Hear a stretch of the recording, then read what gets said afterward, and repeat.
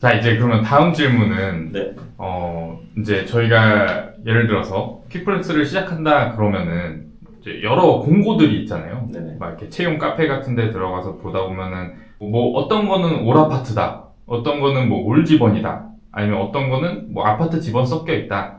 이런 라우트들 중에서 어떤 거를 선택해야 좀 좋을까요? 물론 가장 좋은 거는 양념반 치킨 프라이드 반입니다.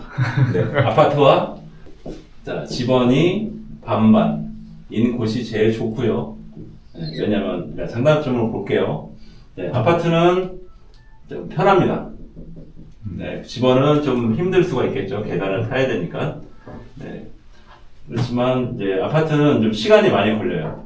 네, 집원은 이렇게 길에 배달할 집이 이렇게 있으면 여기다 차 세워놓고 다다다다닥 치고 바로 또 이동합니다. 그런데 아파트는 한 라인에 뭐 20개, 30개 이상씩 올라가면은 물론 여기가 더 빠를 수도 있죠. 근데 그런 경우가 다 그렇지는 않으니까 아파트는 오르락내리락 하는 시간이 있어서 시간이 좀 걸리고 사람들하고 또 부딪히는 경우가 많아서 좀 그런 거에 대한 스트레스가 있죠. 원래 기본적으로 택배를 오래 하시는 분들은 아파트보다는 집원을 더 선호합니다. 왜냐면 금방금방 갔다 와서 금방금방 끝나고 빨리빨리 움직여서 내가 시간 조절도 가능하니까. 네. 그렇게 해서 집원이 힘은 들지만 빨리 끝낼 수 있는 그런 장점이 있죠. 그래서 그러면은 아까 말씀하신 대로 반반이 제일 좋다. 네. 그래서 좀 아파트 할 때는 조금 쉬다가 네. 집원할 때는 좀 빠르게 네. 좀 힘들더라도 하고 그래서 이제 반반이 좋다고 하신 거네요.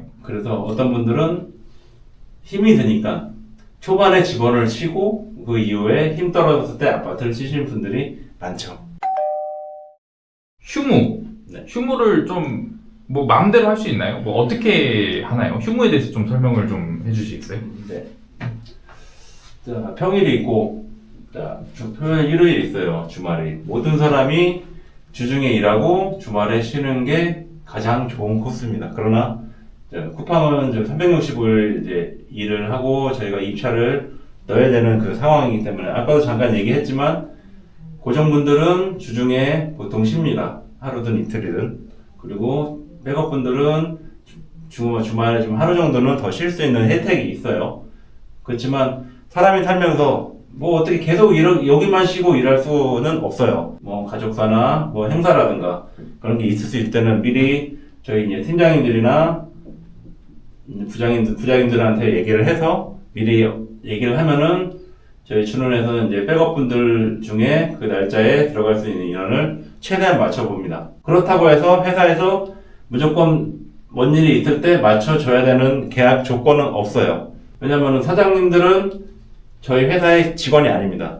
회사에 각 라우트에 계약된 고정 휴무일과 업무를 맞는 프로세스대로 이행을 해주시는 그 계약을 한 상태이기 때문에 만약 못 나오게 되면은 그 부분에 대한 거를 책임을 져야 되는 부분이 있습니다.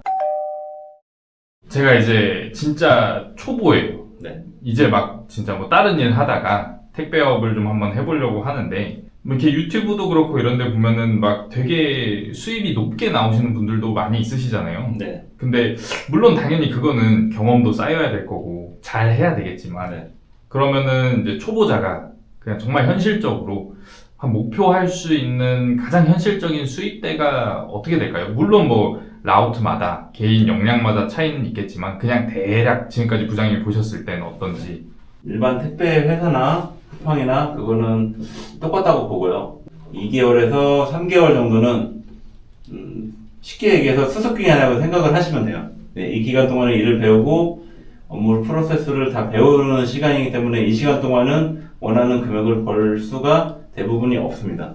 그냥 기본적으로 보면은 일반 택배든 쿠팡이든 500은 누구나 와서 적응을 하게 되면은 벌어갈 수 있는 금액이라고 저는 생각을 합니다. 그 이상 경력이 되고 또 역량이 올라가면은 이 이상으로 더 올라가겠죠. 고정해서 뭐 백업으로 전환을 한다든가 하면은 또 수입이 더 올라갈 수 있는 거고요. 대리점 잘 고르는 법. 이게 되게 사기도 많다고 해요. 네. 그래서 실제로 이제 사기를 당해서 오신 분들도 부장님이 면접을 보신 적도 있다고 했는데, 네. 좀 어떻게 뭐 사기 안 당하고 대리점 잘 고르는 법에 대해서 한번 좀 설명해 주세요. 지금 전국에 있는 대리점이 지금 500개 대리점이 넘게 있어요. 그 중에 절반이 소규모 업체들입니다. 어떤 뭐 나쁘게 얘기해서 차팔이 업체들이 있어요. 네. 저희 차를 사야 됩니다. 꼭 차를 사가지고 오지 마세요. 그리고 돈을 얹어서 팝니다. 이런 거는 절대 속아서는 안 되고요. 그리고 소개비를 달라고 하거나 아니면은 뭐 입사금이 있다고 하거나 그렇게 해서 뭐 일정 금액을 회사에 지불하고 들어오게끔 하는 회사들이 있어요. 이런 회사들은 안 가시는 게 좋고요. 다른 회사 가서 200만 원을 주고 면접을 받다가 저희 쪽으로 오신 분이 있습니다. 네. 그래서 그 얘기는 자세한 건 얘기는 못했고요. 네. 그래서 가서 받으려고는 하는데 받을 수 있는지 없었는지는 잘 모르겠습니다. 네.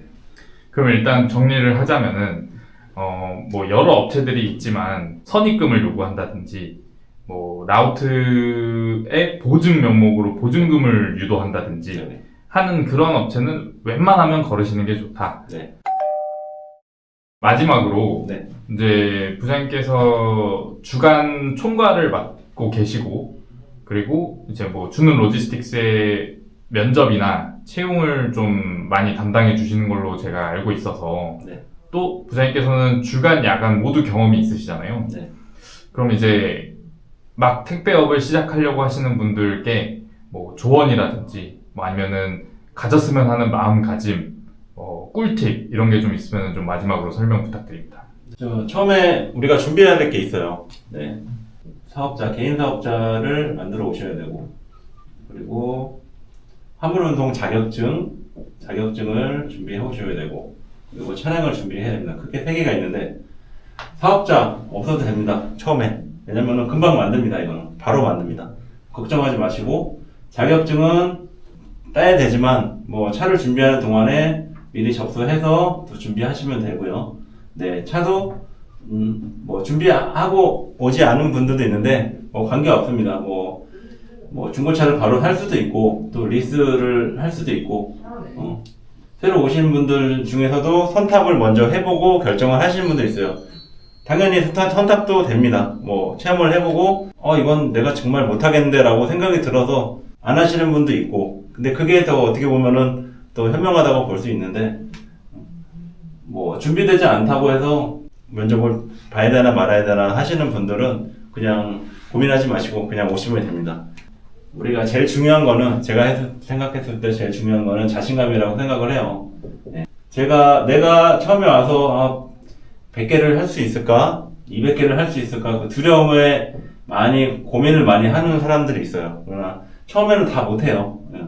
다 못하고 나중에 역량이 올라가면은 300개, 400개 이렇게 올라가는 부분이기 때문에 이런 두려움은 많이 없었으면 좋겠고요. 그리고 이렇게 봤을 때 뭐 A라는 사람이 있어요. 그리고 B라는 사람이 있어요. A라는 사람은 나보다 나이도 어리고 나보다 좀 딸려 보이는 사람이 있어요. 그리고 B는 한 62세 되시는 분이 있어요. 근데 이분도 일 잘하고 있고 이분도 잘하고 있어요. 내가 여기서 봤을 때 이분은 나보다 좀 떨어진 것 같은데 일 잘하고 있네.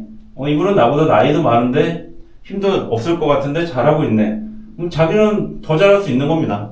그렇게 해서 자신감을 갖는 이 마인드가 중요한 것 같아요. 네. 그렇게 해서 시작을 한다고 하면은 이 자신감을 갖고 하면은 우리 일은 단순 노동이기 때문에 뭐 누구나 다 할 수 있습니다. 네. 들어오시는 분들 고민하지 마시고 면접 보러 오십시오. 네. 주는 로지스틱스의 면접을 보면 부장님이 면접을 봐주시는 거죠? 네, 그죠. 제가 주간야간 다 해서 다 모든 면접은 제가 다 채용 및 면접을 다 보고 있습니다.